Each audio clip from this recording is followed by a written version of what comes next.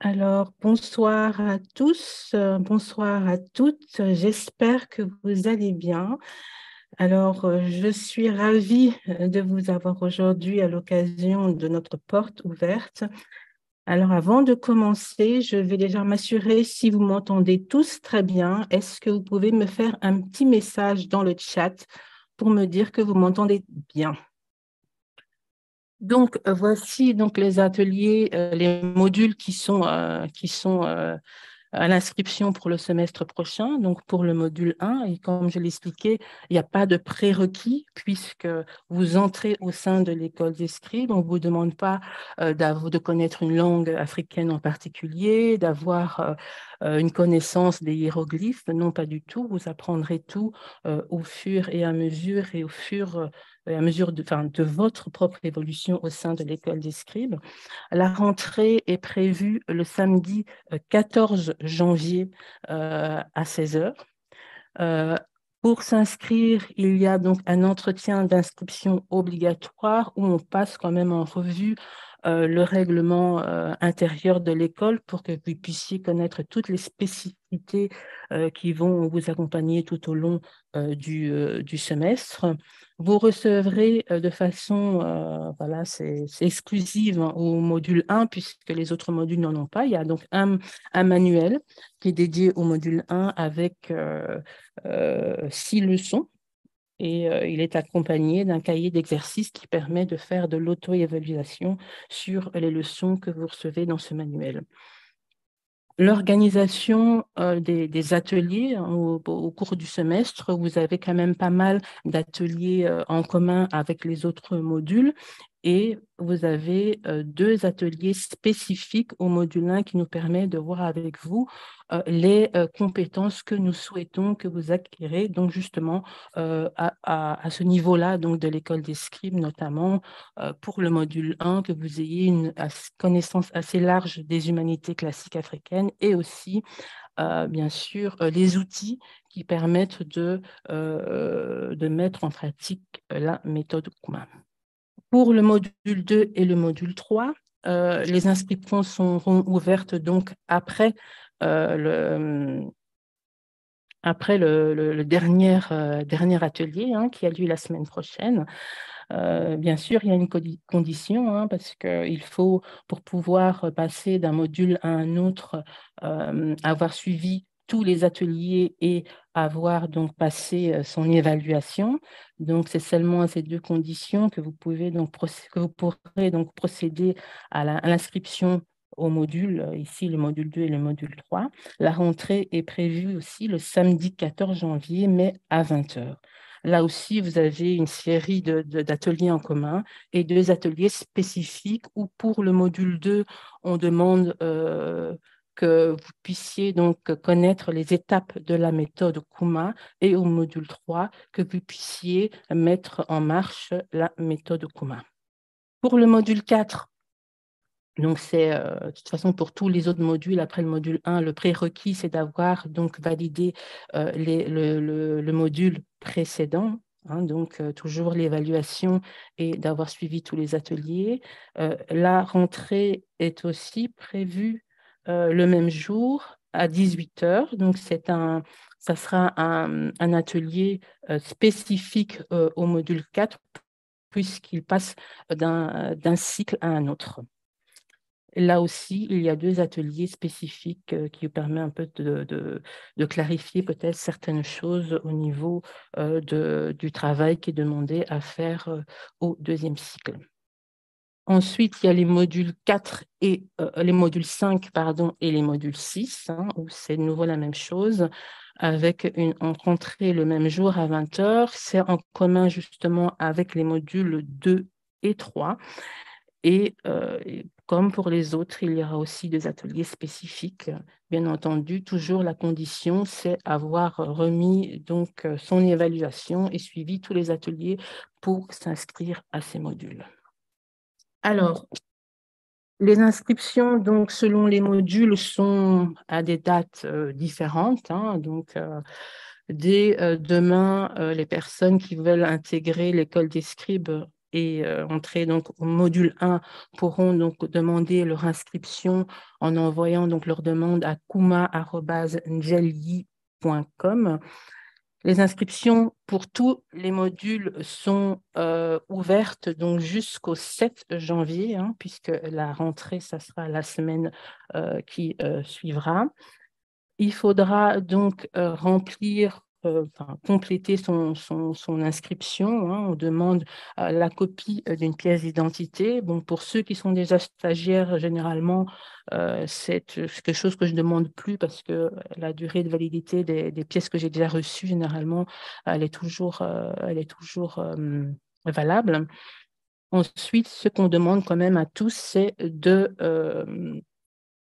compléter et de lire avec attention le règlement intérieur qui reprend toutes les informations que j'ai données au niveau des tarifs, au niveau de l'organisation entre les ateliers en direct et en différé, s'assurer que vous ayez bien compris le fonctionnement. En général, c'est très bien compris. Et puis, surtout, prendre note des modifications pour les anciens stagiaires.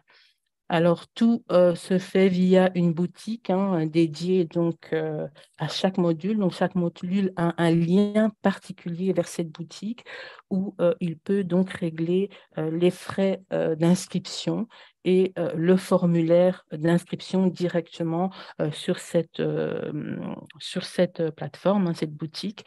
Il n'y a pas de document qui sera envoyé où vous devrez remplir votre nom. Non, vous le ferez directement en ligne.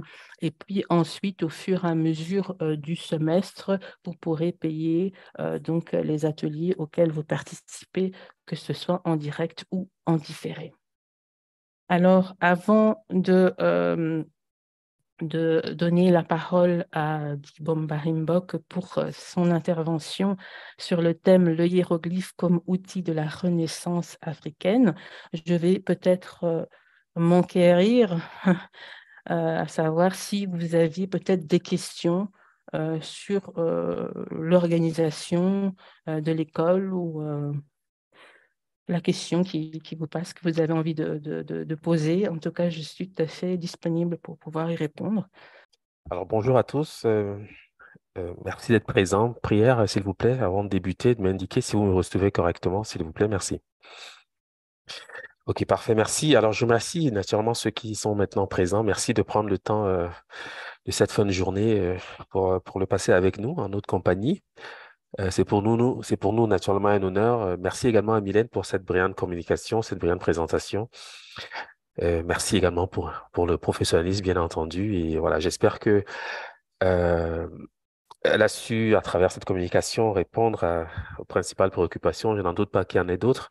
Mais enfin, vous aurez toujours la possibilité de poser vos questions, hein, naturellement. Nous sommes là pour pouvoir y répondre dans la mesure du possible. En tous les cas, c'est cela. Je vous remercie, vous qui êtes présents, pour l'intérêt que vous accordez naturellement à l'école des scribes en général, qui est un projet qui dure déjà depuis quelques années, mais spécifiquement aussi pour la matière. euh, euh, qui est, disons, un partage au sein de cette école.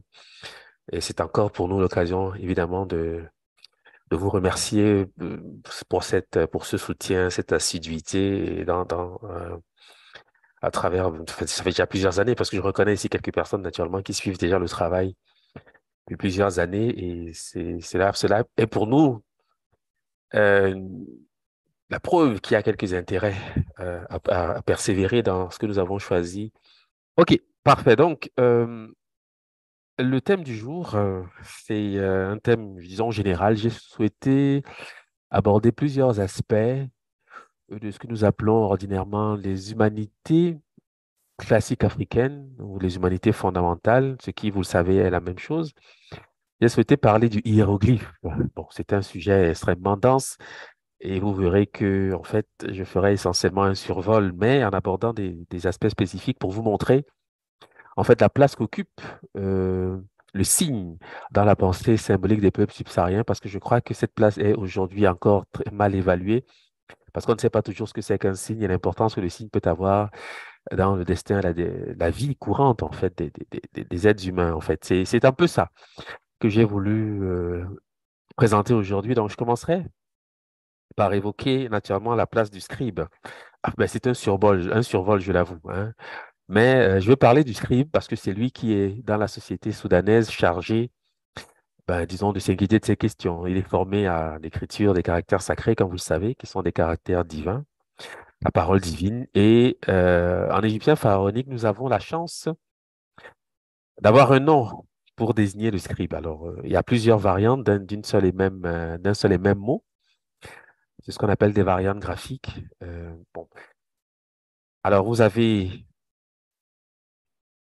par les variantes graphiques plusieurs écritures qui rendent compte de la même idée, celle qui consiste à désigner ce que nous appelons en fait en français un scribe. Vous avez la graphie de gauche qui est en quelque sorte, disons, qui rend compte d'un aspect, disons, phonétique, si on veut vraiment utiliser un langage simple.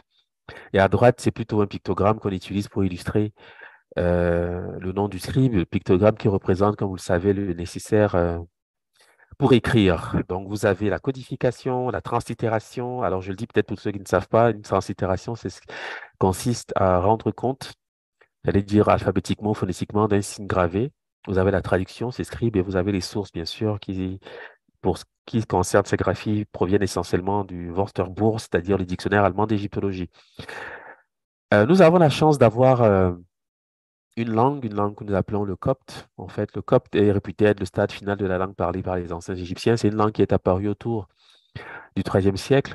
Si on veut illustrer un peu le processus d'émergence, en quelque sorte, du copte dans la vallée du Nil, il est à peu près similaire à ce que nous appelons aujourd'hui, entre guillemets, le créole dans les îles de déportation de nos ancêtres. C'est à peu près le même processus, hein. Je passe les détails, on aura peut-être l'occasion d'y revenir, mais c'est ça, le copte. Mais aujourd'hui, le copte est réputé être une langue morte.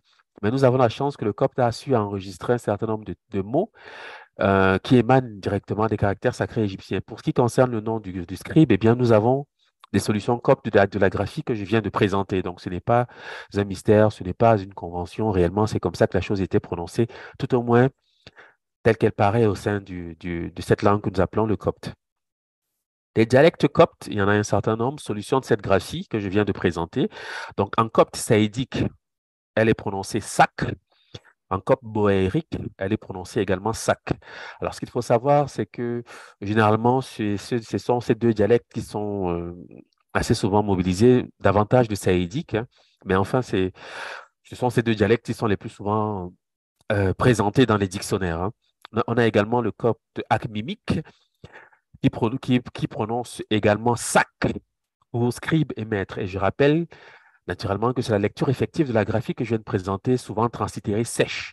Hein, vous verrez parfois des égyptologues lire cette graphie sèche. Bon, c'est une convention, je le dis, parce que nous avons la chance, je le dis, d'avoir le copte. Donc, lorsqu'on peut s'émanciper des conventions, autant le faire parce que il est important de prononcer les choses comme telles doivent être prononcées. Donc, le copte saïdique dira sac. Boaïrique, c'est sac. Akmimique, c'est sac également. Ce mot apparaît en arabe sous une forme tchèque, hein. L'arabe dit tchèque, c'est une forme que vous connaissez sans doute, puisque au sein des langues soudanaises, cela peut paraître comme un prénom. Le pluriel, c'est chouhouk pour signifier maître ou sage. Donc, on voit que ce mot est passé dans les langues sémitiques, notamment l'arabe, dans ce contexte. Mais en Wolof, nous trouvons ce mot sec pour signifier, en gros, titre qui confère l'habilité d'avoir des disciples dans les confréries musulmanes mourides et quadrillas, hein. Pour ceux qui sont sénégalais, sauront certainement mieux que d'autres ce à quoi je fais ici allusion. On dit donc sekal pour signifier donner le titre de maître conférant l'habilité à avoir des disciples. Et ce sont des formes, vous le verrez, qu'on croit ordinairement issues de l'arabe, puisque vous savez que le Sénégal, c'est un pays, euh, disons, islamisé. Il y a des Sénégalais musulmans. Donc, généralement, lorsqu'il y a comme ça de ces correspondances, on attribue une antériorité à la langue de l'islam, c'est-à-dire à l'arabe, ce qui, bon, peut s'entendre, mais on va être tenté aujourd'hui de mettre des choses dans leur contexte, parce que les Sénégalais, pour parler du Sénégal, sont des Soudanais. Et ils ont, par leur pratique culturelle, une antériorité évidente sur les peuples sémites ou sémitiques, si vous voulez. Mais enfin, la chose paraît comme ça aujourd'hui, et nous allons naturellement pouvoir en savoir davantage à travers l'exercice que nous allons réaliser. Voilà, donc, le nom du scribe en égyptien pharaonique provient d'un verbe, le verbe écrire, dessiner, qui présente également des variantes graphiques. Ici, je les expose. Et nous avons également la chance que le copte aussi enregistre des solutions effectives, c'est-à-dire la lecture effective pour le nom du scribe, enfin, tout à moins pour le verbe écrire, dessiner. Donc, en copte, ça dit qu'on dit seke pour signifier écrire, dessiner. En copte boraïque, c'est également seke pour signifier écrire, dessiner. Je rappelle que dans le cadre de l'école du scribe, naturellement, le copte est pour nous une ressource essentielle. Donc, nous passons quand même un certain temps à vous familiariser avec la lecture du copte, hein. Donc, ne soyez pas effrayés si vous ne reconnaissez pas des lettres, c'est normal. Ici, ce sont des lettres essentiellement grecques avec quelques variantes typiquement égyptiennes. Ce sont des choses que nous étudions. Donc, ne vous sentez pas impressionné par ceci. Le copte a aussi souvent une particularité, c'est qu'il omet la voyelle médiane. Donc, c'est écrit quelque chose comme ske, mais ça se lit seke, parce que le copte, généralement, omet la voyelle médiane. Donc, c'est pour ça que on sait que ça se lit seke. Mais ce sont des choses, je le répète, pour ceux qui n'ont pas jusqu'ici une familiarité avec le copte, ce sont des choses que nous étudions. Donc, soyez bien à l'aise avec ça. Vous aurez certainement l'occasion d'y revenir.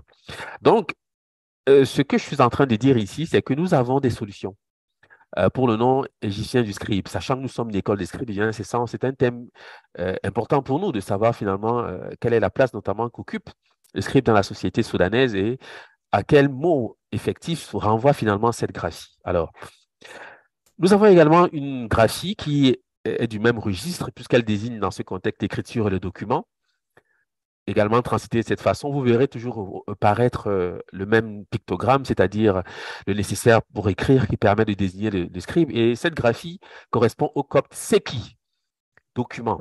D'accord? Alors, je passe comme ça en revue plusieurs mots égyptiens avec leur solution copte pour vous instruire sur la manière de lire en fait ces graphies.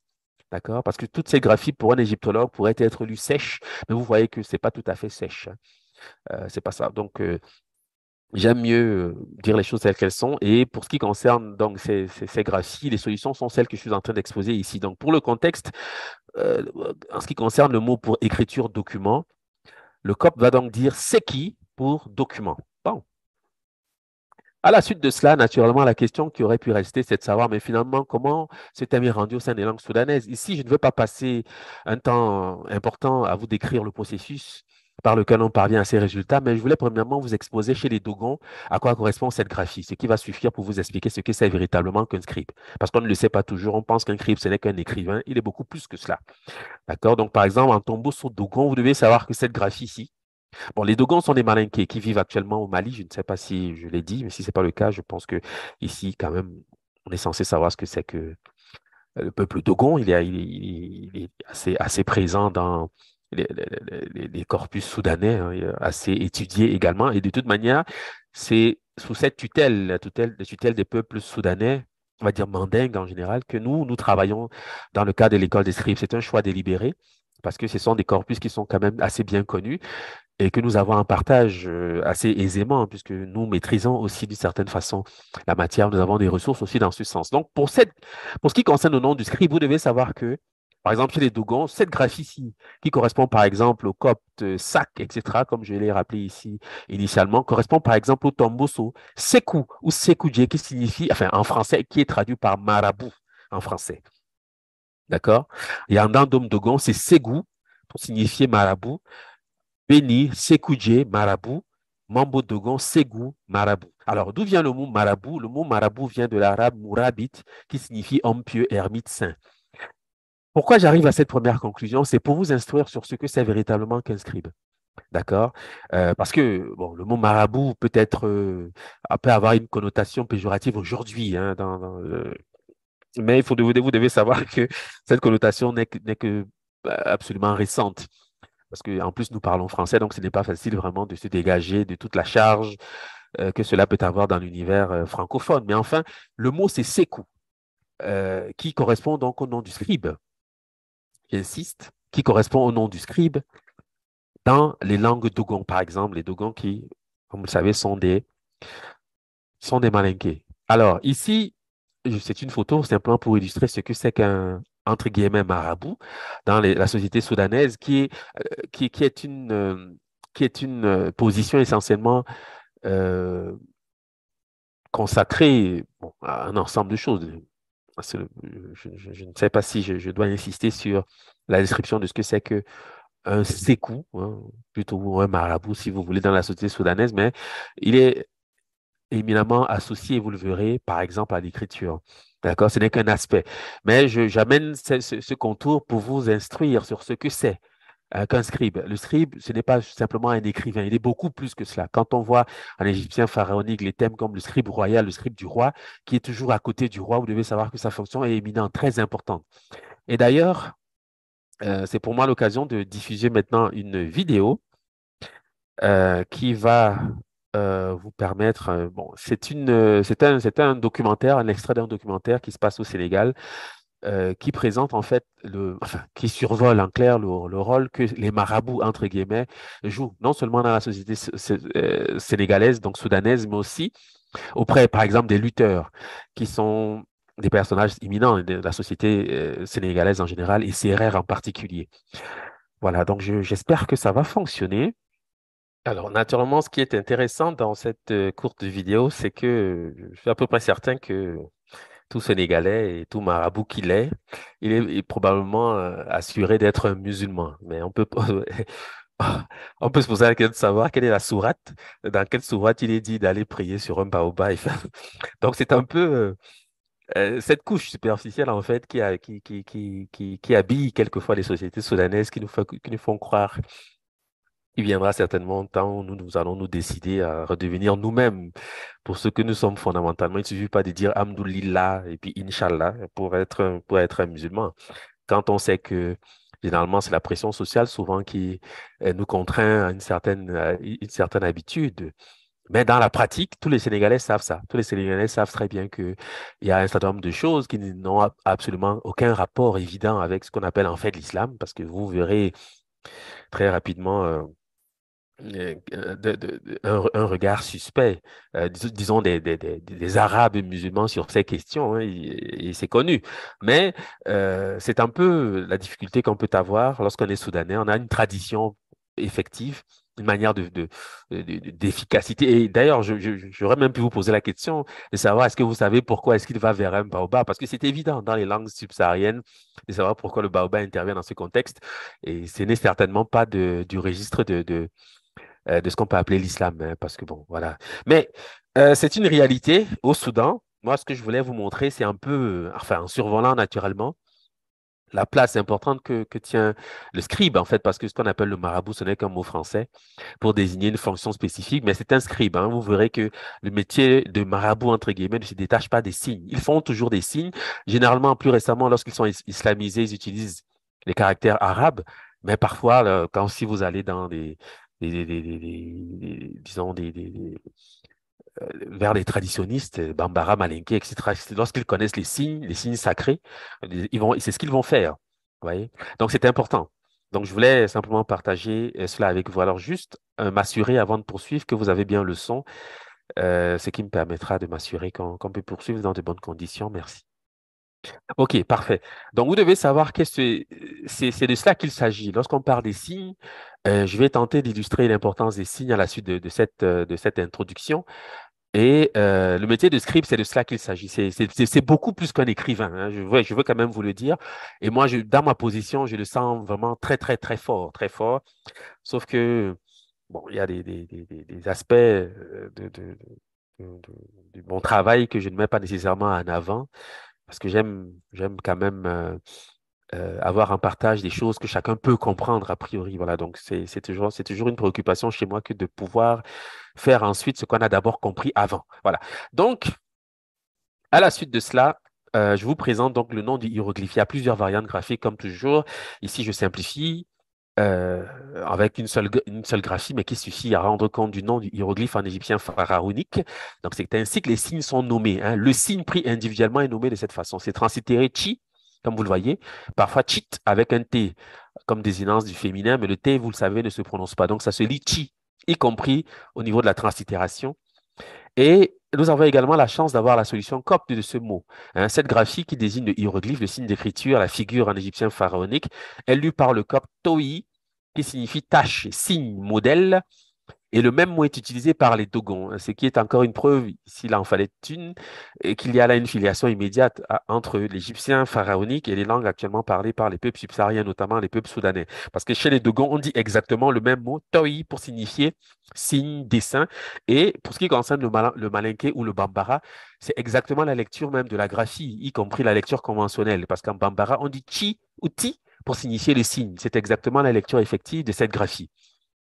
Ce qui prouve bien qu'il y a là une filiation immédiate entre les corpus soudanais et l'Égypte pharaonique, hein. Bon, je pense qu'ici, le disant, c'est comme une banalité aujourd'hui, mais il est quand même important de savoir de quoi nous parlons et de connaître donc à travers cette description la source éventuelle donc de cette culture, de cette civilisation que nous appelons en fait la civilisation égyptienne et comprendre qu'il y a une continuité dans les corpus soudanais actuels et que c'est cela en réalité qui permettra d'une certaine manière d'éclairer finalement cette civilisation telle qu'elle doit l'être parce qu'il y a beaucoup de choses qui sont dites concernant la civilisation égyptienne, mais en général, bon, lorsqu'on n'a pas la perspective à partir du Soudan, on peut dire souvent se tromper, parfois de bonne foi, parfois de mauvaise foi, mais enfin, le but pour nous est de rendre justice à cette civilisation et à travers donc cette démarche, bien sûr, de réhabiliter aussi les peuples subsahariens en général, les Soudanais en particulier, dans leur patrimoine historique, en fait.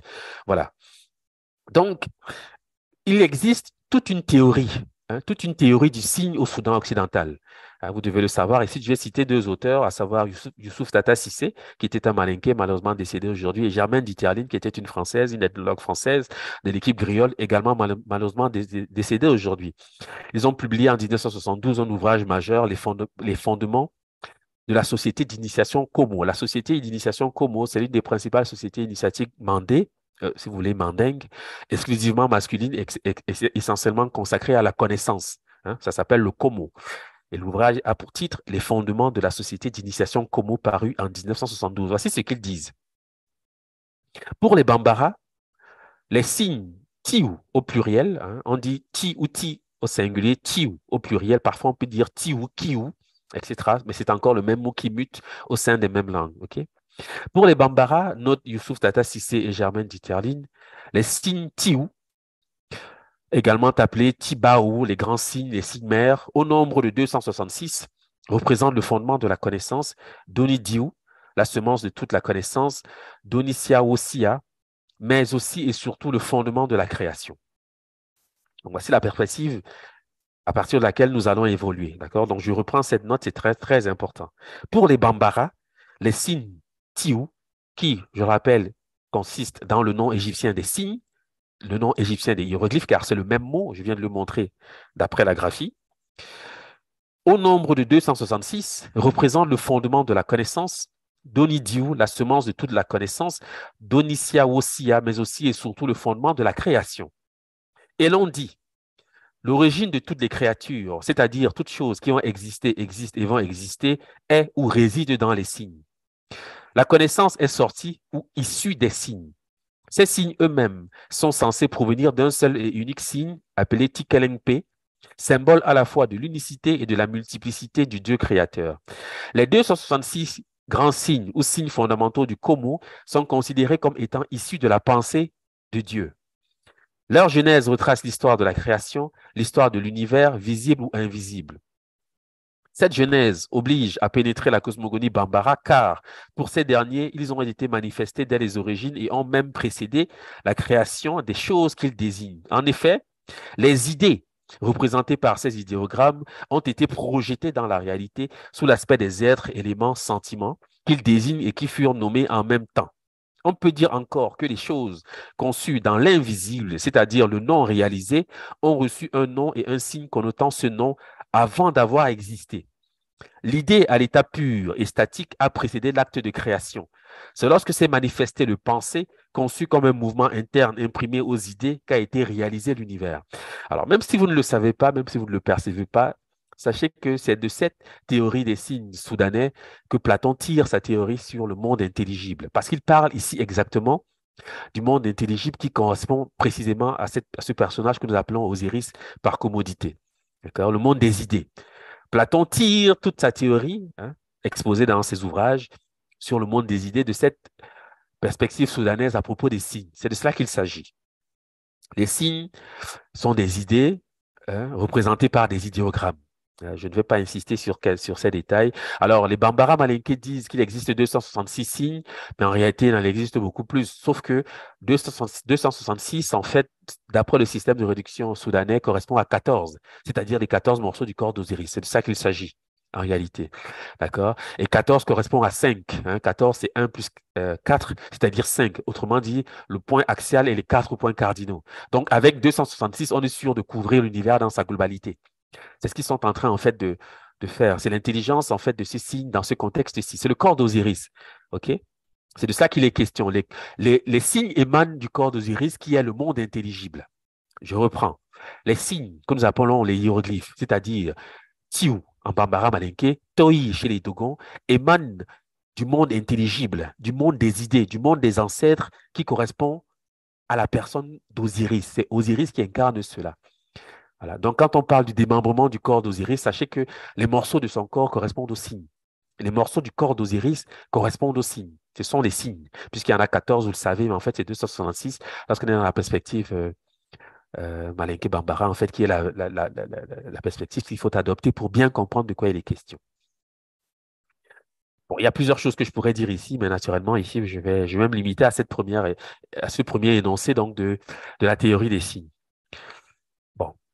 Les mêmes auteurs, Youssouf Tata Sissé et Germain Diterline, précisent qu'un seul signe est dit ti ou chi, qui signifie trace et incision, et une série de signes formant un ensemble cohérent est dite sebeni, qui signifie littéralement l'âme, c'est-à-dire ni, de tout, c'est-à-dire B, pouvoir, c'est-à-dire C.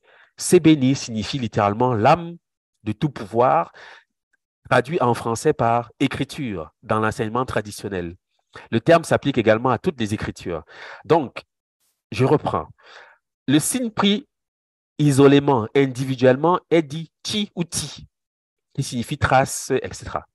Mais lorsque nous avons une série de signes formant un ensemble cohérent, cette série est dite sebeni, qui signifie l'âme de tout pouvoir. Littéralement, mot à mot, c'est ce que ça veut dire. Sebeni est traduit couramment par écriture dans l'enseignement traditionnel. J'insiste, le terme s'applique également à toutes les écritures. Donc, cela signifie qu'en clair, on commence à percevoir ici la relation éventuelle que le signe peut entretenir avec, évidemment, la notion d'âme. Mais l'âme, évidemment, est une notion fondamentalement ou intrinsèquement liée à la personne d'Osiris aussi, je dois le dire, puisqu'il est appelé l'âme du monde.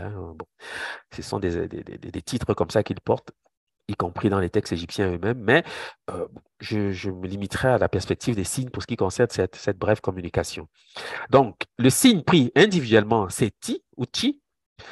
L'ensemble cohérent, lorsque les signes forment une série, enfin, lorsque nous avons une série de signes formant un ensemble cohérent, on va dire c'est béni. On le traduit par écriture dans l'enseignement traditionnel. Voilà. Or, le Bambara Sebeni est le nom dérivé d'action de Sebe qui signifie notion d'écrire, en Bambara, et Malinké d'ailleurs.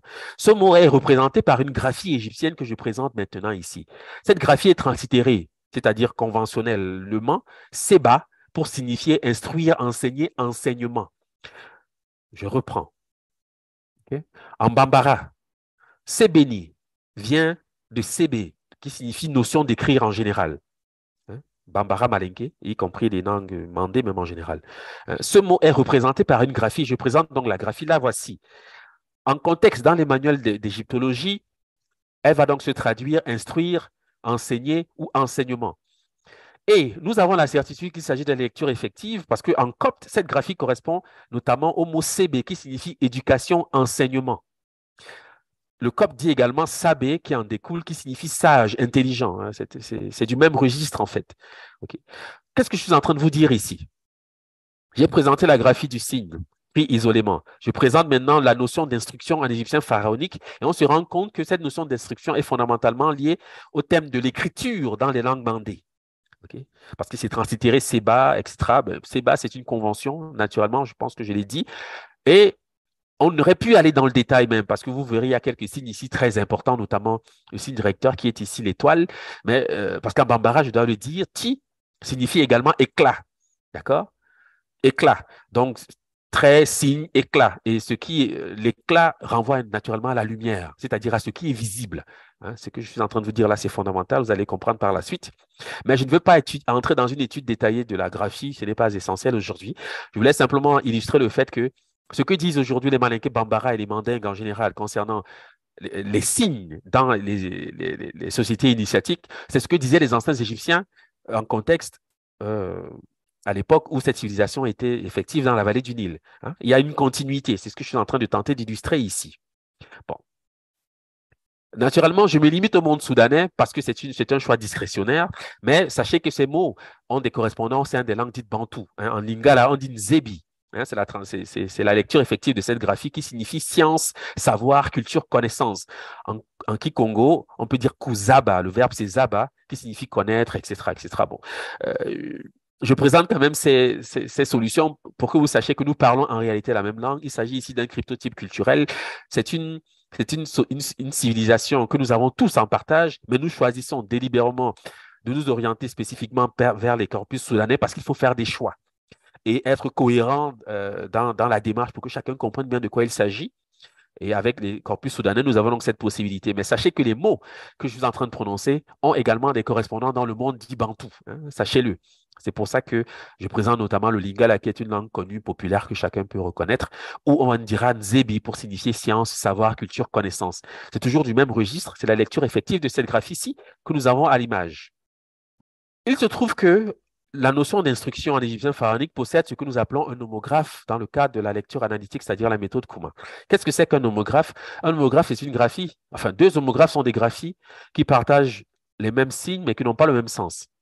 Nous avons ici, à droite, le nom de l'étoile, à gauche, le verbe instruire, enseigner, enseignement. Si vous êtes attentif et que vous observez disons, les signes, hormis le déterminatif, hein, je passe sur les détails, je veux pas, comme je dis, je ne veux pas entrer dans une description détaillée de la chose, ce n'est pas nécessaire, mais vous observez que le verbe instruire, dont nous connaissons la solution, CB, CB, etc., au sein des langues soudanaises, possède un homophone ou un homographe, parce qu'en fait, c'est la même chose, parce que les homographes rendent compte des homophones, c'est-à-dire des mots qui se prononcent de la même façon, puisque les mêmes signes produisent les mêmes sons. Alors, on a cette certitude-là que en égyptien pharaonique, le nom de l'étoile et la notion d'instruction sont des homophones. Voilà pourquoi on retrouve l'image de l'étoile dans le nom, dans le verbe instruire, enseigner, etc. Enseignement, dans l'expression de l'instruction en égyptien pharaonique. Il y a là une logique sous-jacente très importante que nous aurons certainement l'occasion d'aborder ultérieurement, disons. Bon. Nous avons également encore une chance, c'est que le copte enregistre le nom de l'étoile en égyptien pharaonique. Hein. Mais vous observez un phénomène curieux, c'est que en copte, pour signifier l'instruction, le mot c'est CB, éducation. Mais en copte, pour signifier l'étoile, le mot c'est Siou, qui est exactement l'homophone, c'est-à-dire l'homonyme du bambara Siou pour signifier les signes. Quand le bambara dit CB pour signifier notion d'écrire, d'où CBNI, écriture. Donc vous devez comprendre ici ce qui se passe, c'est très important. OK? Quand en égyptien pharaonique on désigne l'étoile, c'est le mot que les Soudanais utilisent pour signifier le signe. OK? Parce qu'en copte, siou, étoile, est homophone du bambara siou. C'est le même mot pour signifier les signes. Mais j'irai dans le détail linguistique tout à l'heure pour vous expliquer qu'en fait, c'est le même mot. Quand je dis CB ou siou, en fait, c'est le même mot parce que le B se réalise en W. Voilà pourquoi on dit siou. Voilà pourquoi le copte, en fait, a apparemment deux solutions divergentes ou différentes, quand en réalité, les graphies sont identiques, parce que ce sont des homographes. Mais vous devez savoir que, en fait, c'est le même mot. Parce que quand je vais présenter les différentes solutions au sein des langues soudanaises, vous allez comprendre qu'en fait, c'est le même mot. Mais je vous présente ceci pour vous dire que ce que les Bambara appellent les signes en égyptien pharaonique, c'est un corpus associé aux étoiles. C'est très important, hein? Ça n'a l'air de rien a priori, vous allez comprendre.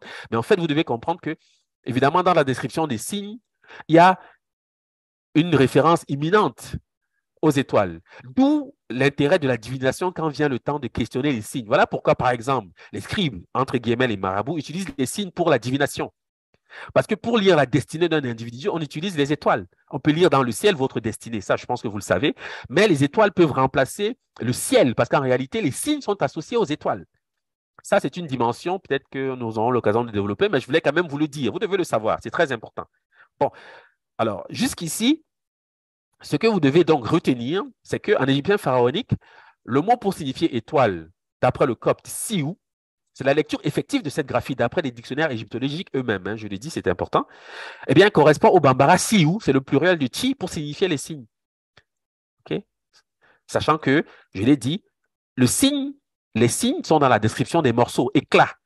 Donc, les étoiles en perspective peuvent être réputées peuvent être perçues comme des morceaux du corps d'Osiris, hein, en perspective. Bon, mais je vais y revenir. OK. Bon. Les solutions viennent donc pour confirmer qu'il s'agit effectivement du même mot, comme je l'ai indiqué tout à l'heure, au sein des langues solanaises. Que je dise siou ou que je dise CB, sachez que c'est le même mot, c'est simplement le B qui devient un W et vice-versa, ce qui est une règle de correspondance usuelle au sein des langues subsahariennes. En malinké, on dit CB, écrire, mais en Angadama, chez les Dogons, on dit CEU pour dire le papier, c'est-à-dire le support de l'écriture, mais sachez que c'est le même mot. En Djamse, on dit CEU pour dire le papier. En Boré, on dit CB pour dire indifféremment papier et écrire, et même amulette, parce que vous devez savoir que à côté de cela, il y a aussi ce qu'on appelle des objets forts. Hein, entre guillemets, on pourrait parler de fétiche, mais en fait, ils sont des objets forts. C'est aussi le nom de l'amulette, hein, pour vous protéger des choses que font justement les scribes dans les sociétés soudanaises, c'est-à-dire les marabouts. Hein, c'est ce qu'ils fabriquent. En dialonké, on dit safé, c'est une mutation phonétique parce que le B et le F, c'est la même lettre. Il y a ce qu'on appelle une mutation phonétique. Le B se réalise en F et en W et vice-versa.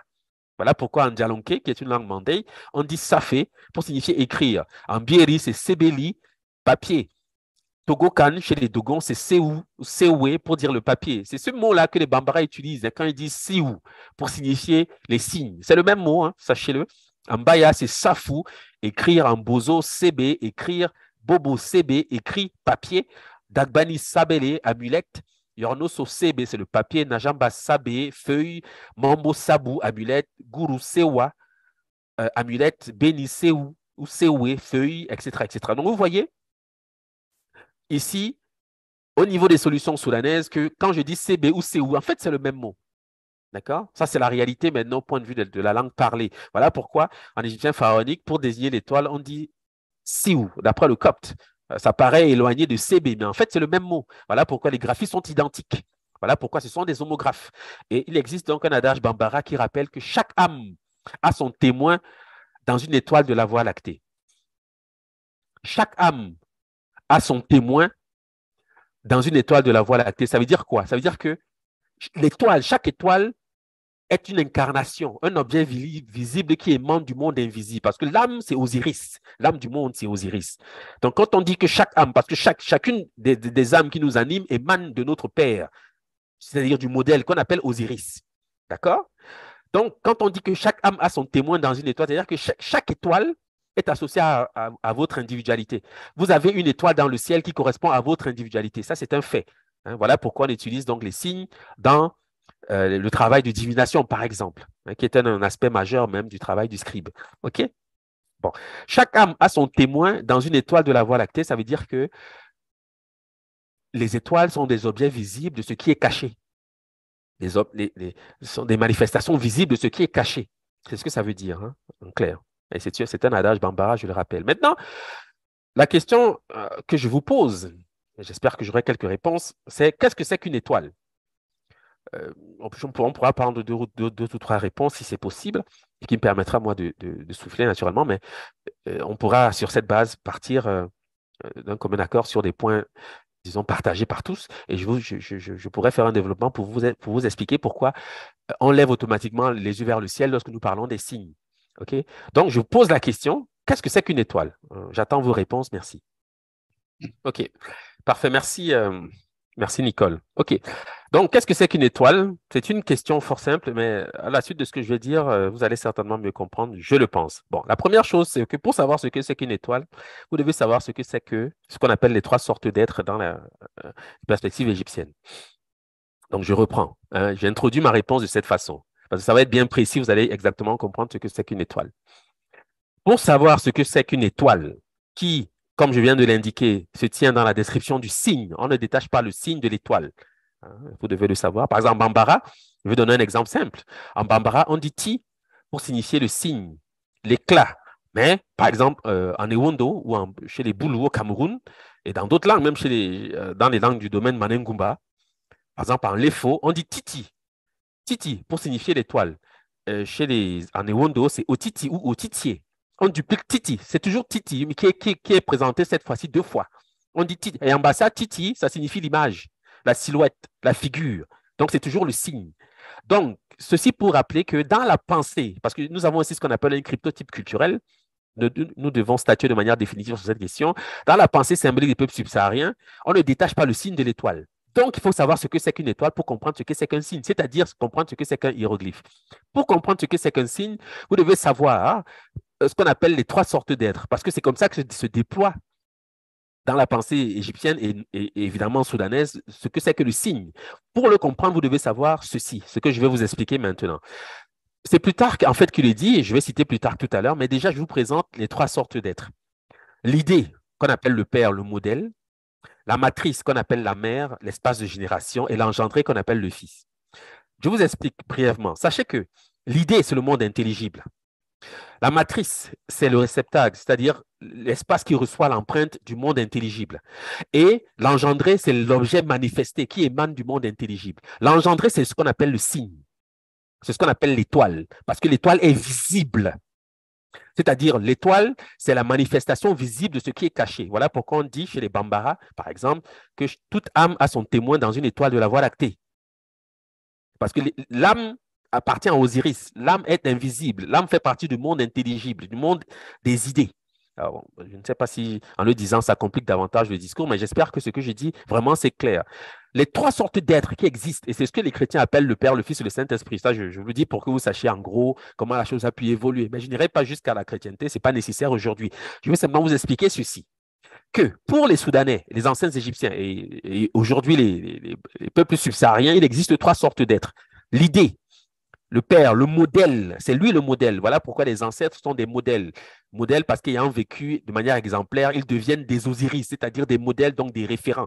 Et possibilité donc de se réincarner, parce que la réincarnation, c'est le fait de devenir visible dans le monde. OK? Enfin, j'espère que c'est clair ce que je dis. Donc, nous avons l'idée, le père, la matrice qui reçoit l'empreinte, c'est la mère, et de cette union des deux, à savoir de l'idée et de la matrice, nous avons ce qu'on appelle l'engendré, qu'on appelle le fils. Mais en fait, c'est le signe. Voilà pourquoi, par exemple, je donne un exemple concret, en Chiluba, qui est une langue du Congo, pour désigner les étoiles, on dit Mutoto. C'est l'étoile en Chiluba. Mais Toto, c'est le nom de l'enfant. Hein, en Kikongo, par exemple, c'est l'enfant.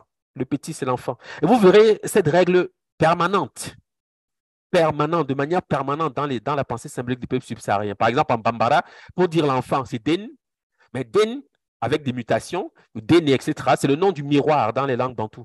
Parce qu'il y a le phénomène de la ressemblance. Je me limiterai à cette première évidence, parce que, par exemple, quand on dit Moana en Lingala, pour dire l'enfant, ou Moana avec des mutations, par exemple, en Ewondo, on dit Mon, enfant, Mon, c'est l'enfant. Mais Mon, c'est la racine utile pour signifier voir dans les langues bantoues. Hein. Kumona, par exemple, dans les langues bantoues, ça signifie le verbe voir. La racine, c'est mon pour dire voir. Et c'est aussi le nom du miroir. En Wongo, par exemple, on dit kumon. Kumon, c'est le miroir. Le mot, c'est mon. C'est-à-dire, il y a toujours le phénomène de la ressemblance. L'enfant ressemble toujours au père, au modèle. D'accord? Le nom de l'enfant, j'insiste, dans les langues subsahariennes, c'est toujours en relation avec la place de l'engendré, qui est l'union de l'idée et de la matrice. OK, mais l'enfant ressemble au modèle. Voilà pourquoi vous avez donc cette dialectique qui unit le père et le fils. Bon, on y reviendra parce que je ne veux pas entrer dans les nuances de la religion, la spiritualité, toutes ces choses, mais sachez que c'est de ça qu'il s'agit. Mais pour ce qui concerne le contexte que je suis en train d'énoncer, sachez que le signe, c'est l'engendré parce qu'il est visible. C'est-à-dire que le signe que vous tracez est déjà visible. C'est-à-dire c'est la manifestation, la matérialisation d'une vibration. Vibration qui émane du monde des idées parce que l'idée, c'est une vibration. D'accord? Et les étoiles, donc, incarnent cela parce que les étoiles sont visibles. On comprendra mieux. Alors, ici, je vais citer Plutarque, qui en fait parle de cela dans le traité d'Isis et Osiris. Voici ce que dit Plutarque. La nature la plus parfaite, et pour ainsi dire la plus divine, est composée de 3 sortes d'êtres. De la substance intelligible, c'est-à-dire Osiris, de la matière, c'est-à-dire Isis, l'espace de génération, et du produit de ces 2 causes, que les Grecs appellent le monde. Le monde. OK? Platon donne à l'être intelligible les noms d'idées. de modèles et de pairs. À la matière, ceux de mère, de nourrice, d'espace et de récipient de la génération. Le composé des deux, il a coutume de l'appeler l'engendré, le produit. Donc, c'est cette dialectique qui annonce, pour ce que j'ai à partager avec vous aujourd'hui, ce que c'est qu'une étoile. Une étoile, c'est ce qui est visible. L'étoile, c'est le produit d'une idée qui s'imprime dans la matière. En fait, même si vous ne comprenez pas, ce n'est pas grave. Croyez-moi, ce que je vous dis, c'est vrai. Sauf que pour l'expliquer, ça peut susciter encore davantage de nuances, mais je ne veux pas aller dans trop de détails. Je veux simplement illustrer ici le fait que l'étoile est associée au signe. Le signe, c'est le produit. Parce que ce qui est visible est toujours du relief du produit, toujours. Alors, pour être plus clair, je vais insister sur la place de l'engendré, puisque je suis en train de vous dire que le signe, c'est l'engendré, et on sait que l'engendré, c'est Horus. D'accord? Je reprends ce que je suis en train de vous dire. Les trois sortes d'êtres, Osiris, Isis et leur fils Horus, qui représentent le monde organisé, le monde, c'est-à-dire l'engendré. Osiris, le monde intelligible, Isis, la matrice qui reçoit l'empreinte du monde intelligible, et le produit des deux engendre l'engendré, hein, l'héritier. D'accord? Bon. Je vais insister donc sur la place de l'engendré, c'est-à-dire d'Horus, entre guillemets, parce que c'est lui qui, en perspective, représente ou incarne ce que nous appelons un signe. Nous connaissons le nom d'Horus en copte, et nous connaissons son nom en égyptien pharaonique qui justifie de la lecture copte.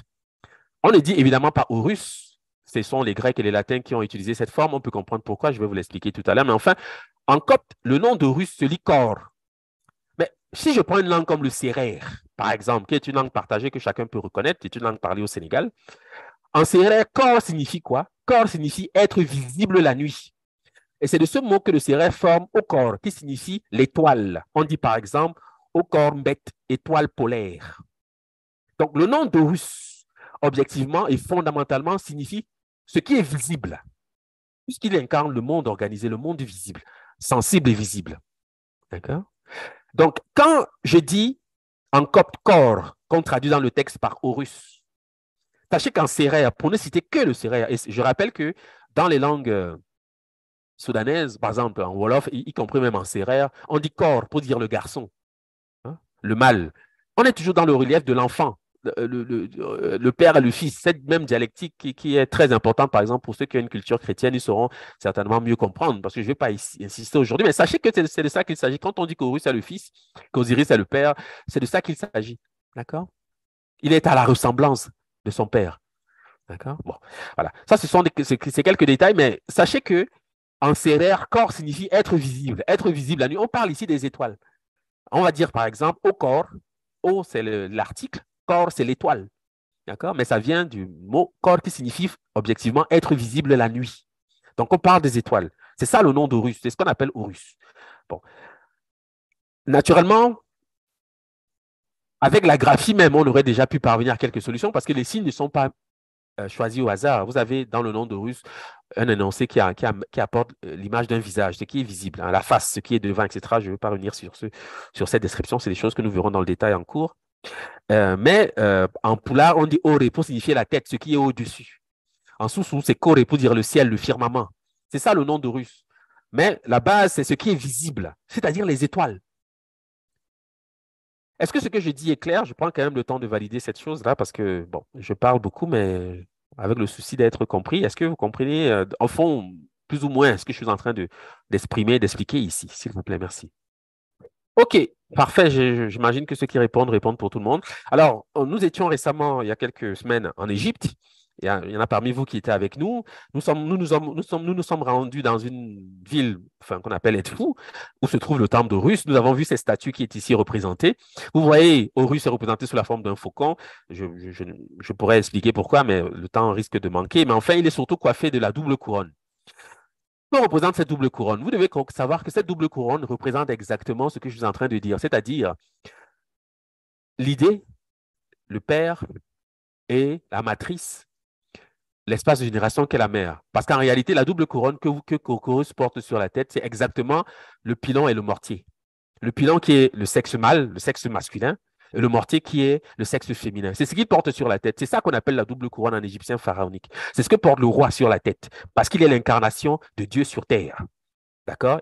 Il est l'image visible du Père, c'est-à-dire de Dieu sur terre. Il est à la ressemblance de son Père qui est Dieu lui-même. D'accord? Voilà pourquoi il est le premier prêtre. Je le dis de manière claire comme ça pour que vous n'ayez aucun doute sur vraiment les perspectives annoncées lorsqu'on parle de ces questions. Il ne faut pas qu'on vous embrouille avec des choses compliquées. C'est simple. La double couronne, parce que je peux l'étudier dans le détail, on peut le faire. On le fait dans le cadre des cours. Mais je l'annonce pour que vous sachiez ce que c'est. Y compris même pour les égyptologues. Ils savent très bien que la couronne rouge représente un mortier. Et ce qu'il y a à l'intérieur, là, la couronne blanche de Haute-Égypte, c'est le sexe masculin. C'est ce que Osiris porte. C'est la couronne d'Osiris même. Parce que la notion de père est essentiellement liée à la virilité. Je pense que je n'ai pas besoin de le rappeler ici. Osiris porte des cornes de bouc. Parce qu'on veut insister sur le fait qu'il est viril. Et la virilité, c'est la qualité même de l'âme, puisque le principe de l'âme, c'est le mouvement. Et la virilité est fondamentalement et essentiellement liée au mouvement. Voilà. Donc, ce sont des nuances, mais je veux que vous sachiez pourquoi le roi porte cette couronne sur la tête et pourquoi Horus, c'est le roi. Et on va dire Moéné pour dire le roi. La racine, c'est aîné, qui signifie être à la ressemblance, voir, etc. Y compris même en copte. En copte, aîné signifie le modèle, la ressemblance, ressembler à. C'est ce que ça veut dire. La racine de Moéné, parce qu'en Kikongo, quand je dis Moéné pour dire le roi, la racine, c'est aîné, qui en Douala signifie voir. D'accord? Avec des mutations. Je ne vais pas insister, je le sais, que ce sont des mots que vous pouvez rencontrer dans les dictionnaires aisément. Donc, sachez simplement ce que c'est. Donc, quand on dit que le roi est le vicaire de Dieu sur terre, le représentant de Dieu, vous devez savoir ce que c'est. Quand on dit Farid dans le Soudan et qu'on dit que ça signifie prophète et qu'on attribue ce nom au roi, vous devez savoir ce que ça veut dire. Il est l'image vivante du Dieu sur terre. L'image vivante de Dieu sur terre, c'est ce que représente un roi dans la culture et les traditions soudanaises. C'est ce que c'est. D'accord? Parce qu'il est dans la description de ce que je suis en train d'annoncer, c'est-à-dire le produit, l'héritier. Et voilà pourquoi on dira donc Keita. Hein? Voilà pourquoi les rois du Soudan s'appellent Keita. Parce que Keita signifie prendre ton héritage. C'est l'héritier. L'héritier, c'est Horus. Hein? Quand on parle de Sunjata Keita, vous devez savoir ce que c'est. Parce que souvent j'en parle, mais on ne le perçoit pas nécessairement. Mais vous devez savoir ce que ça veut dire, en fait. Quand les Soudanais disent que le nom du roi, c'est Keita, sous-entendu, prends ton héritier. L'héritier, c'est Horus. C'est clair. D'accord? Bon, ça, c'était quelque chose que je voulais quand même rappeler et préciser ici. Plutarque précise le trait, c'est-à-dire ce que je dis, j'aurais pu me maintenir à cela parce que je pense que c'est suffisamment clair, mais même chez Plutarque, on trouve la même description. Plutarque dit quoi dans le traité d'Isis et Osiris? Il dit, en parlant des anciens Égyptiens, ont coutume d'appeler Horus Sémine. C'est comme ça qu'il écrit. Il écrit Sémine, nom qui signifie ce qui est vu parce que le monde est sensible et visible. Hein? Plutarque dit ça. Il dit, les anciens Égyptiens ont coutume d'appeler Horus Sémine. C'est comme ça qu'il l'écrit, je répète, il écrit en grec, nom qui signifie ce qui est vu, parce que le monde est sensible et visible. Okay? Mais le mot qu'il transforme en Sémine, là, c'est un mot que nous connaissons. En Aoussa, c'est Saman pour signifier au-dessus. C'est le thème d'Horus même. On dit Samania pour signifier le cosmos. En Aoussa, on dit Sama, c'est le ciel, ce qui est en haut, le paradis. C'est-à-dire les étoiles. Il ne faut pas vous tromper d'objectif, de perspective. Le cosmos, ce sont les étoiles. En Kanuri, c'est Sami. En Amharique, c'est Samé. En Wolof, Asaman. En Poular, Asaman. Ciel, firmament. Et c'est un mot qui est passé dans les langues sémitiques. En assyrien, on dit Chamou. Ciel, firmament. On dit par exemple Sheret Chamé, galaxie, voie lactée. En hébreu, Samayin, pour signifier le ciel. Mais on sait que c'est Horus parce que Horus incarne le ciel, ce qui est visible, les étoiles. D'accord? C'est ce qu'il faut vraiment comprendre. En Poulard, je rappelle, on va dire Oré, la tête, comme je l'ai rappelé tout à l'heure, d'où la présence d'une tête, d'une face. Dans le nom même d'Horus, il suffit de savoir comment se lit la tête en Poulard pour lire cette graphie. Mais en Poulard, on dit aussi Oré pour dire l'étoile. C'est le même mot en Poulard. Voilà pourquoi on dit Horus, parce que les Grecs transforment la terminaison Oré en us, ils rajoutent un S, donc ils vont dire Horus. Mais en fait, c'est Oré, c'est Koré, qui signifie le ciel, le firmament en sous-sous. Et en sérère, corps signifie être visible la nuit. Voilà. Et ne détachez pas cette perspective des signes. Hein, vous devez vraiment le savoir. Ici, je n'aurai pas la possibilité d'aller dans certains détails très importants, mais ne détachez pas ce que je suis en train de dire, parce que j'ai pris la peine en introduction de faire une association entre les signes et les étoiles. Maintenant, je parle davantage des étoiles, mais ne détachez pas, ce serait une erreur fondamentale. Vous devez savoir que tout ceci est fondamentalement, essentiellement lié. Voilà. Plutarque dit autre chose dans le traité d'Isis et Osiris. Il dit, On peut conjecturer que les Égyptiens regardent le triangle rectangle comme le plus beau de tous et que c'est surtout à cette figure qu'ils comparent la nature de l'univers. Donc, il aborde encore la question du cosmos par un autre moyen. Il nous dit maintenant que les Égyptiens comparent la nature de l'univers au triangle rectangle. Platon l'a aussi employé dans sa République pour représenter le mariage sous une forme géométrique. Pourquoi le mariage? Parce que le mariage, c'est quoi? Le mariage, c'est l'association du père et de la mère, c'est-à-dire de l'idée, du modèle et de la matrice. Voilà pourquoi la chose revient de cette façon. Il le peint par un triangle rectangle dont la perpendiculaire vaut 3, la base 4 et la sous-tendante, c'est-à-dire l'hypoténuse, 5. Et où le carré de celle-ci est égal au carré des deux autres côtés pris ensemble. Il faut donc concevoir, ça c'est Plutarque qui parle, hein, il faut donc concevoir que dans ce triangle, la perpendiculaire désigne la nature mâle, la base, la substance femelle, et la sous-tendante, c'est-à-dire l'hypoténuse, le produit des deux.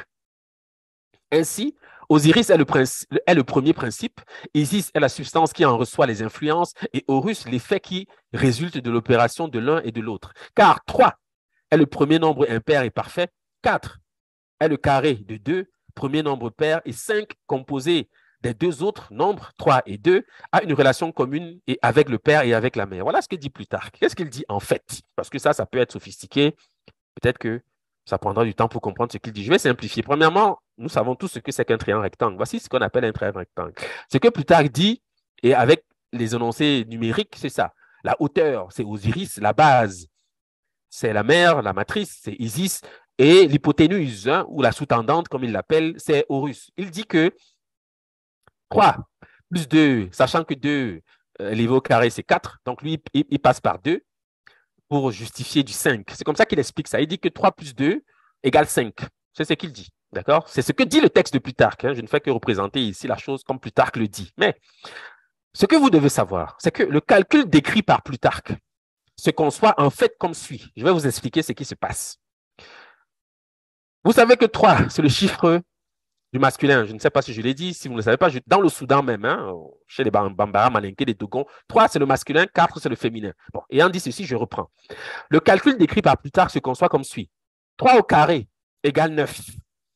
4 au carré égale 16. Soit 9 plus 16 égale 25, c'est-à-dire 5 au carré. Voilà pourquoi on arrive à 5. Cette formule mathématique, retenue par la trinité égyptienne, ou si vous voulez la triade égyptienne, est en fait ce qu'on appelle le théorème dit de Pythagore. En fait, ok, ça c'est important de le savoir, c'est-à-dire A au carré plus B au carré égale à C au carré, avec la hauteur, la base et l'hypoténuse. C'est de là que Pythagore a, bon, on va dire copié, sinon plagié, ce fameux théorème qui lui est attribué. En fait, c'est la description de la nature de l'univers d'après les anciens Égyptiens. Donc, je reprends.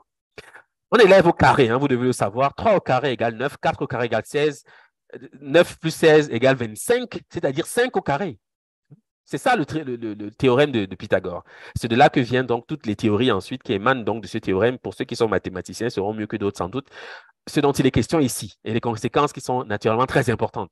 Mais vous devez savoir que, évidemment, c'est en Égypte, puisque Pythagore, on le sait, a naturellement fréquenté les temples égyptiens. Je pense que Jamblique le dit, hein. Bon, donc je ne vais pas insister sur ces détails.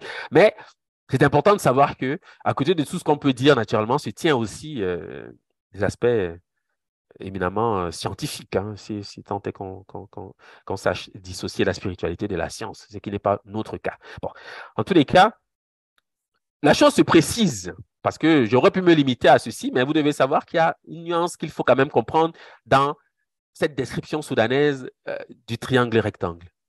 J'ai dit que le calcul décrit par Plutarque se conçoit comme suit. 3 au carré égale 9, 4 au carré égale 16, 9 plus 16 égale 25, c'est-à-dire 5 au carré. Ça, c'est facile, on comprend, d'après l'énoncé même de Plutarque. Bon, cette formule mathématique retenue pour la trinité égyptienne est celle du fameux théorème dit de Pythagore. A au carré plus B au carré égale C au carré. A hauteur, B base, C hypoténuse. Ça, c'est facile. Mais ce que vous devez savoir, c'est que 25 là, qui est la somme, c'est-à-dire 5 au carré, c'est le produit des deux autres. Je pense que je l'ai dit à suffisance, le produit du père et de la matrice, c'est-à-dire Isis et Osiris. Mais 25 dans le Soudan, d'après le système de réduction, c'est 2 plus 5 qui est égal à 7. Dans le système de réduction. Donc, vous devez savoir que quand on dit 5, l'hypoténuse, c'est juste, d'après les perspectives même du théorème dit de Pythagore, qui est un théorème égyptien, je le rappelle. Mais lorsqu'on fait le compte, n'oubliez pas que 4 plus 3 égale 7. C'est-à-dire, quand on associe le mâle et la femelle, le résultat, c'est 7. D'accord?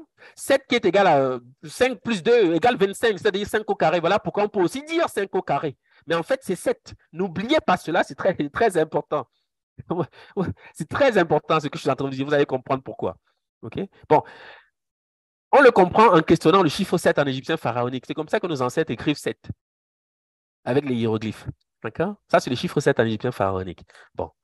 Nous savons les solutions, non seulement coptes, mais subsahariennes. Parce que cette graphique correspond au copte Chaf, ou Chafi, ou Chafi, qui signifie 7. Mais en Bukuzu, qui est une langue de Tanzanie, ce mot réapparaît. On dit mou, Safu. Le mou, c'est un préfixe. Le mot, c'est Safu, pour dire 7. En Olulia, qui est une langue de Tanzanie également, Tanzanie, au Kenya, on dit Moussafu, c'est 7. En Masaba, c'est Moussafu, c'est 7. C'est ce mot qui est écrit ici. Mutation phonétique, Kaba, c'est Saba. Le F devient un B. 7 en Swahili, bien sûr, c'est Saba, vous le savez. Le F qui devient un B. En Medumba, Samba. Le M qui s'introduit ici, c'est un M euphonique. Il ne participe pas de la racine. Mais on dit Saba ou Samba. En Medumba, on dit Samba. En Zebi, c'est Sambo. Fipa, Saba. Dinka, Saba. Ce sont des langues bantoues que je cite ici. En Lingala, on dit Sambo, c'est 7. En Belefort, c'est Sabé, c'est 7. Najamba, Soué, mutation phonétique, parce que le B se réalise en W. Je l'ai rappelé en introduction. En Yandandom, Soué, parce que le B se réalise en W, je l'ai dit en introduction. En Tomboso, qui sont des langues Dogon, on va dire Soy, mais c'est une mutation de Soué. C'est le même mot en réalité. Je préfère conclure de cette façon parce que au moins ça vous évite de trop réfléchir, car sachez que ce que je dis là, c'est la réalité, c'est vrai. Sauf que ce qui est intéressant, je vais prendre par exemple la forme Dogon. Vous devez savoir que chez les Dogons, quand ils disent Soy pour signifier 7, ils décomposent ça en Soy qui signifie c'est la parole, le chiffre 7. C'est-à-dire la manifestation visible de ce qui est caché. Les Dogons disent que Soyi signifie c'est la parole, et on traduit dans le texte par 7. Et je rappelle que les mots pour 7 reviennent. On l'a déjà vu en introduction. Mbaya, c'est Safou, écrire, Safa, écrire, Sebe, notion d'écrire, Mandinka, Safé, feuille. En bassa, on dit Sebel, pour signifier appeler, registre de la nomenclature. Registre de la nomenclature, le fait de nommer, de dire, d'appeler les choses. En fait, bon, je ne sais pas si vous allez percevoir ce qui est intéressant ici, mais ce n'est pas grave.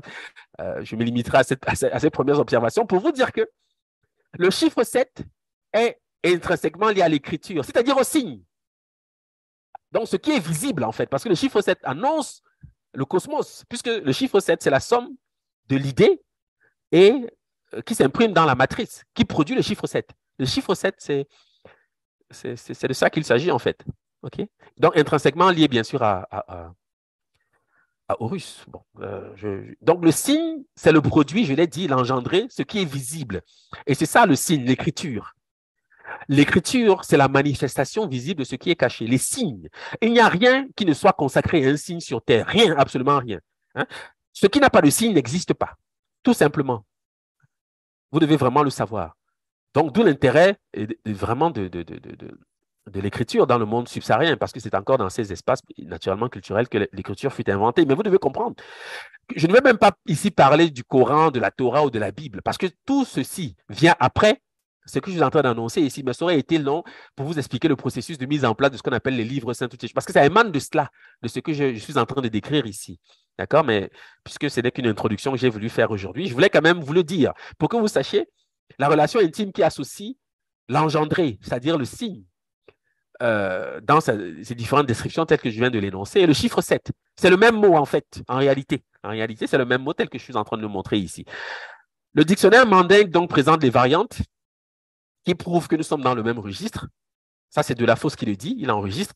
CB, Sewe, Sefe, Bambara, Seben, Djoula, Sewe, et en composition Seou, c'est le nom du signe en Bambara, c'est Siou, c'est le même mot. En malinké, on dit Safe ou Safa, mutation phonétique en fait, pour dire la page d'un livre ou d'un manuscrit, feuille de papier portant des caractères tracés, écrits, billets, lettres, amulettes écrites, talisman écrit, feuille de papier, en tant que verbe, être écrit, porter des signes d'écriture, écrire, tracer des caractères, des signes, écrire, couvrir de signes ou de caractères. C'est ce que veut dire ce mot, mais c'est le chiffre 7. Hein, si vous êtes attentif, vous le saurez. L'hébreu récupère donc ce mot pour en faire séphère, qui désigne en hébreu un parchemin en papyrus organisé sous la forme d'un rouleau. C'est ce mot que les Grecs récupèrent pour en faire sophos, pour signifier habile, qui maîtrise un art, une technique, instruit, intelligent, d'où sophia, pour signifier la sagesse, d'où philosophe, ceux qui prétendument aiment la sagesse. Pourquoi on parle ici de technique et d'art? Parce que vous devez savoir que comment naît une technique? Comment naît l'art? L'art, c'est l'association de deux choses. L'art, c'est l'association de l'idée et qui vient s'imprimer dans la matrice. Et l'engendrer, c'est ce qu'on appelle une technique. Donc, les signes font éminemment partie de cela. Donc, ce qu'on appelle les nyamakala, c'est-à-dire les griots, entre guillemets, c'est-à-dire les djellys, bien sûr, et les forgerons, qui sont dans la maîtrise des arts, sont immédiatement dans la description d'Horus. Ça, ce que je vous dis là, c'est tellement vrai. Vous ne pouvez pas imaginer à quel point c'est vrai.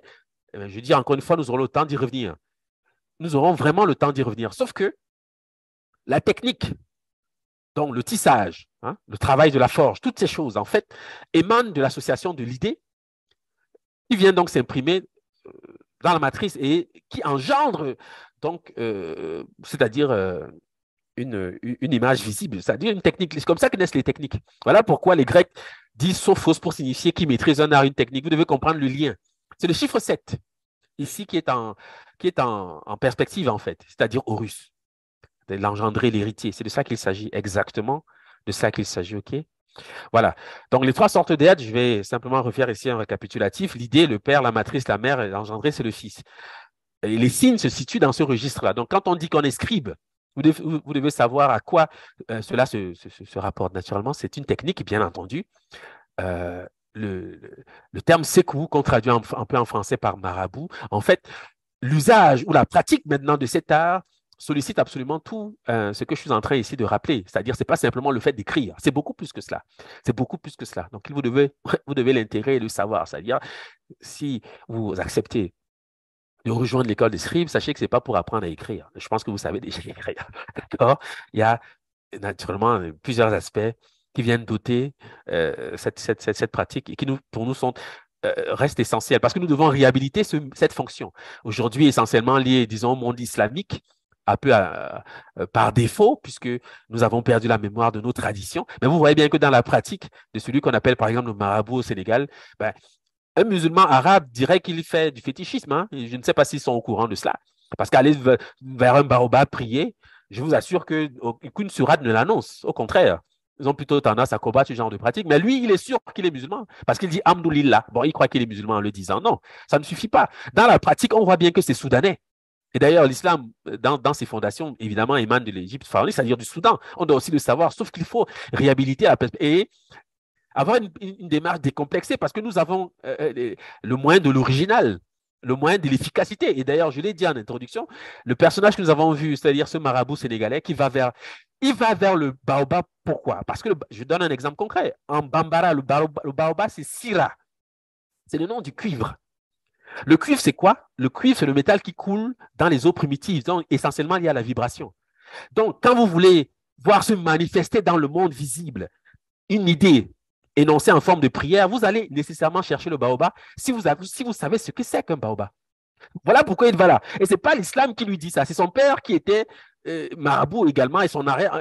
Donc ça reste dans le Soudan, ce n'est pas l'islam qui lui dit ça, non. C'est les langues subsahariennes. Donc ça montre que nous avons le moyen de l'original et c'est pour ça que ça fonctionne. Parce que je ne sais pas si vous le savez, mais ce n'est pas du folklore qu'on fait. C'est-à-dire, c'est parce que dans la pratique, nos ancêtres ont observé qu'il y avait une certaine efficacité dans cette pratique. Voilà pourquoi elle est maintenue, parce que personne n'est là pour perdre son temps ni son énergie. Croyez-moi que si ça persiste dans les pratiques, c'est parce qu'on voit l'efficacité de la chose. Vous devez le savoir. Et le baobab, pourquoi? Parce qu'il s'appelle Sira. C'est un nom, un énoncé. C'est-à-dire manifestation sensible, parce que le son, c'est quelque chose de sensible, puisque c'est nos oreilles qui le perçoivent. Manifestation sensible de ce qui est caché. Donc, c'est une vibration, en fait. Donc, ce qu'il recherche, c'est la puissance, la force, les caractéristiques du cuivre qui est, je le rappelle, intrinsèquement lié à la personne d'Osiris. D'ailleurs, pour ça que ça s'appelle Sira, parce que la racine Sira, c'est une racine qui participe du nom d'Osiris. Ça aussi, je dois vous le dire. Vous devez quand même le savoir. Oui. Donc, ce sont des choses bon, sur lesquelles on peut épiloguer longtemps. Je voulais simplement conclure en rappelant donc l'intérêt de cette formation pour ceux naturellement qui s'y intéressent et souhaiter que vous soyez à nous rejoindre dans les prochains jours, pour ceux qui ne sont pas encore avec nous, car nous souhaitons, dans cette perspective, réhabiliter naturellement à la tradition authentique des peuples subsahariens. C'est ce que nous faisons. Je crois que cette tradition est essentielle pour ce que nous appelons nos neveux, c'est-à-dire la naissance africaine. C'est essentiel et il ne me reste plus qu'à souhaiter de vous encourager à devenir des scribes. Voilà.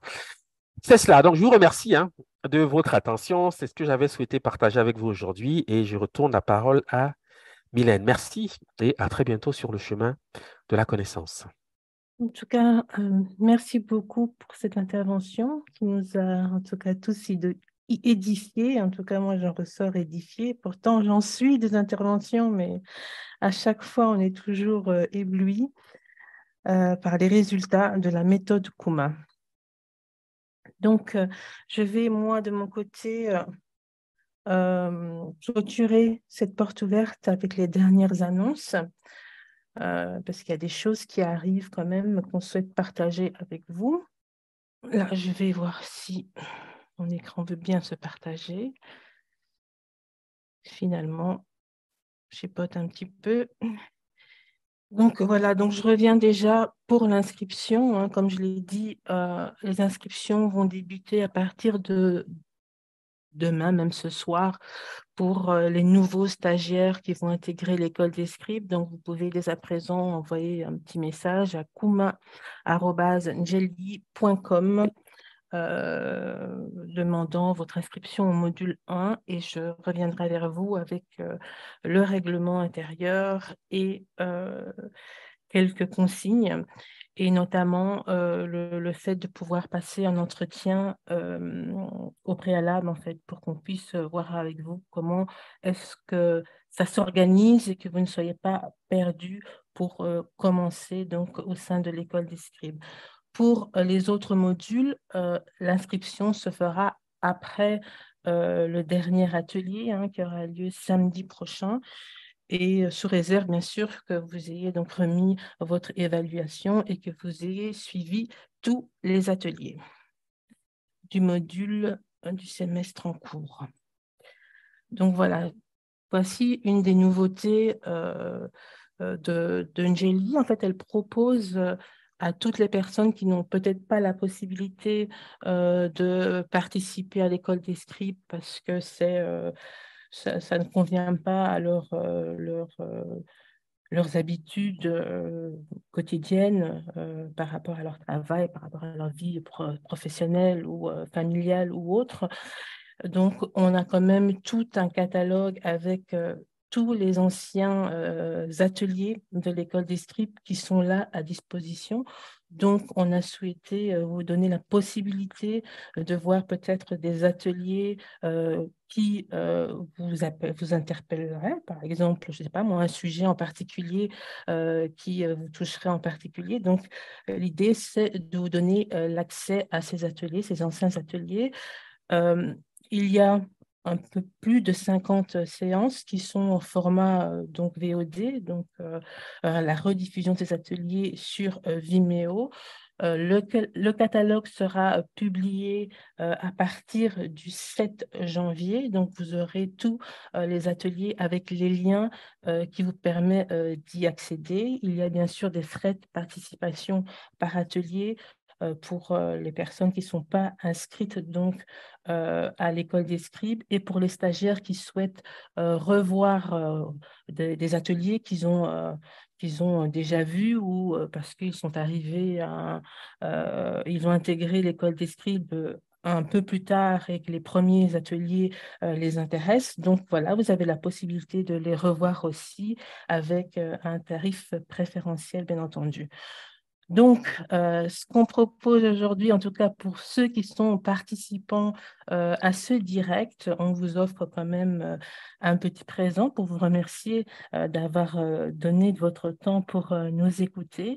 Donc, pour tous ceux qui veulent choisir, avoir accès donc à ce catalogue et choisir un atelier au choix, il suffit d'écrire dans le chat cadeau. Je verrai donc votre nom et il faudra aussi me préciser, bien entendu, une adresse mail ou un numéro de téléphone si vous êtes sur WhatsApp, par exemple, pour que je puisse revenir vers vous et vous donner la possibilité d'avoir accès à cet atelier qu'on vous offre aujourd'hui parce que vous êtes présent.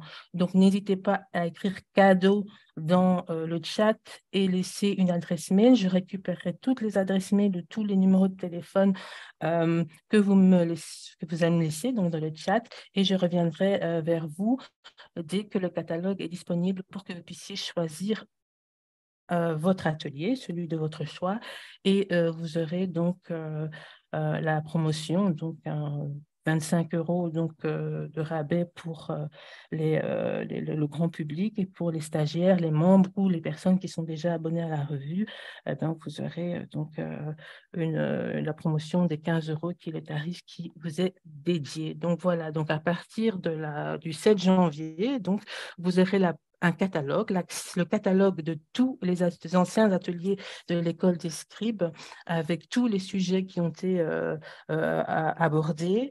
Vous pourrez choisir l'un ou l'autre sans restriction. Alors, j'annonce aussi aujourd'hui donc l'ouverture des abonnements 2023 pour la revue Kumaba. Donc, il y a le numéro 9 qui va sortir en janvier. Donc, pour ceux qui souhaitent s'abonner, comme d'habitude, vous nous envoyez un petit mail à angel.guy@yahoo.com et vous aurez donc un tarif préférentiel si vous vous abonnez à donc l'abonnement 2023 où il y a 2 numéros sur l'année. Donc, c'est quand même un changement par rapport aux années précédentes, puisque avant il y avait 4 numéros. Cette fois-ci, il y en a plus que 2, mais c'est relativement riche de toutes les façons. Donc, voilà, je pense que c'est aussi une belle séquence. Donc voilà, n'hésitez pas à reprendre donc vos abonnements pour ceux qui sont déjà abonnés, puis pour ceux qui veulent découvrir la revue Kumaba, vous pouvez aussi vous abonner tout simplement en m'envoyant un petit message à angel.yi@yahoo.com. Voilà, et donc je terminerai mes annonces par vous parler du prochain voyage en Égypte. Hein. On a coutume d'en faire un par an en automne. Donc, forcément, en automne 2023, il y aura aussi donc un séjour de prévu. La date exacte et la durée du séjour est encore à déterminer avec toutes les augmentations qu'il y a eu à droite et à gauche. On essaye de trouver un bon timing, essayer de sortir peut-être des périodes où les réservations seraient un peu plus élevées. Enfin, on essaye de voir au plus juste pour ne pas trop s'éloigner des tarifs qu'on avait habituellement. Donc, c'est ça qui nous donne un petit peu, nous demande du temps en fait. Hein. Généralement, c'est vrai qu'on communique déjà fin novembre sur les séjours pour que les personnes aient le temps de pouvoir s'organiser. Mais ça va plus trop tarder. D'ici la fin du mois de décembre, au début du mois de janvier, vous aurez la possibilité de vous inscrire donc au prochain séjour en Égypte en automne. Ça sera donc octobre ou novembre 2023. Alors, pour faire un petit retour sur leur dernier voyage, hein, Dibamba Rimbok, on a déjà parlé, on était un groupe assez intéressant. Hein. Bon, c'est vrai qu'il y avait encore quelques petites interrogations sur le Covid à l'époque, mais bon, je pense que maintenant on doit vivre avec, donc il ne faut plus trop s'empêcher de faire des voyages avec le Covid, puisque je pense que c'est quelque chose qui va perdurer comme les grippes saisonnière. Donc, on était 23 participants quand même, donc quand même 3 personnes qui faisaient partie du staff. Hein. Donc, il y avait la personne de Ngeli, donc moi-même, Dibon Marimbok, qui nous accompagnait, et notre guide local francophone sur place. Et les participants étaient de tous horizons, Europe, Amérique, Caraïbes, Afrique. On a eu donc c'était très dense. On a eu 11 visites, 2 conférences sur le bateau et 2 jours de détente sur la mer Rouge. Voilà, je vois que j'ai fait une coquille Donc, on a été à la mer Rouge, donc on a eu la possibilité cette fois-ci d'avoir 2 jours pour pouvoir récupérer avant de rentrer sur Paris. Donc, voilà, ça c'est à venir. N'hésitez pas, donc comme je vous l'ai dit, à demander votre atelier au choix dans le catalogue. N'oubliez pas de mettre une adresse mail ou un numéro de téléphone que je puisse joindre pour les différentes formalités pour pouvoir obtenir cet atelier. Je vous remercie en tout cas de l'attention que vous avez portée donc à cette porte ouverte, à l'intention que vous portez à l'école des scribes, à Nigéli aussi, l'association Nigéli, au travail remarquable de Dibamba Mbok.